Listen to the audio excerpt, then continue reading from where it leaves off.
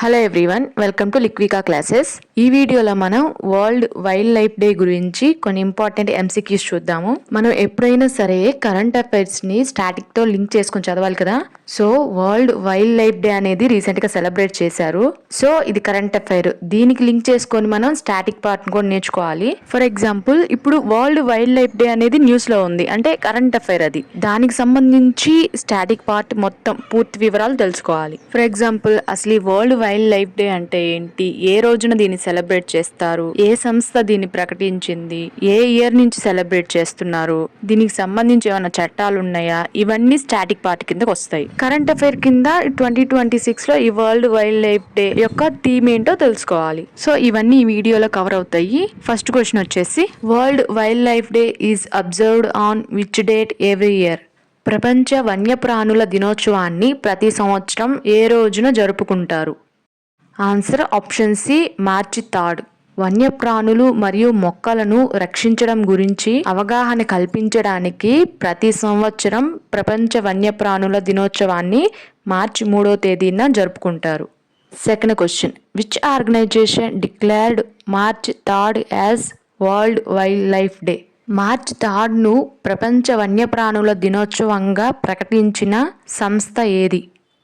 Answer option C, United Nations General Assembly. December 20, 2013న ఐక్యరాజ్య సమితి అంటే యుఎన్ఓ సర్వసభ్య సమావేశం మార్చి 3ని ప్రపంచ వన్యప్రాణుల దినోత్సవంగా అధికారికంగా ప్రకటించింది. Third question, when was world wild life day celebrated for the first time? ప్రపంచ వన్యప్రాణుల దినోత్సవాన్ని మొదటిసారి ఎప్పుడు జరుపుకున్నారు? Answer option B, 2014. డిసెంబర్ 20వ తేదీన 2013లో ఐక్యరాజ్య సమితి ప్రకటన తర్వాత ప్రపంచ వన్యప్రాణుల దినోత్సవం మొట్టమొదటిసారి 2014లో సెలబ్రేట్ చేశారు. Fourth question, which treaty mainly focuses on regulating international trade of endangered species? అంతరించిపోతున్న జాతుల అంతర్జాతీయ వాణిజ్యాన్ని నియంత్రించడంపై ప్రధానంగా దృష్టి సారించే ఒప్పందం ఏది? Answer option C, sites.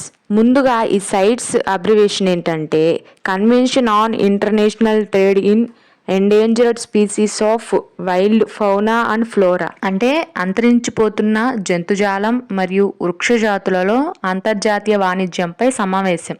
అయితే ఈ సైట్స్ అనేది అంతరించిపోతున్న వైల్డ్ లైఫ్ స్పీసీస్ మీద జరుగుతున్న ఇంటర్నేషనల్ ట్రేడ్ని నియంత్రిస్తుంది. Fifth question, the convention on international trade in endangered species CITES was signed in which year?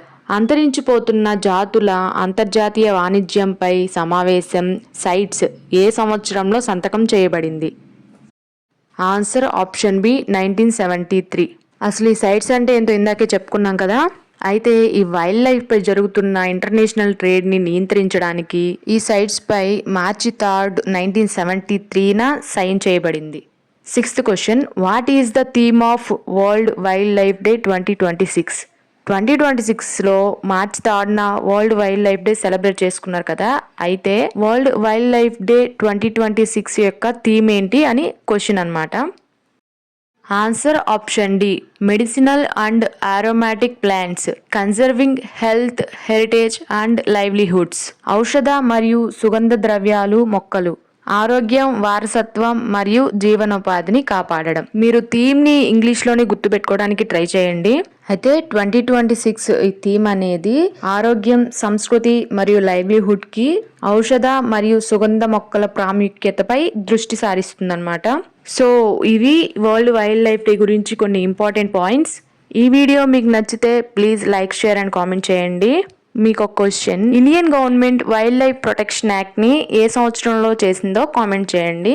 అంటే వైల్డ్ లైఫ్ ప్రొటెక్షన్ యాక్ట్ ఏ ఇయర్లో చేశారో కామెంట్ చేయండి. Thank you.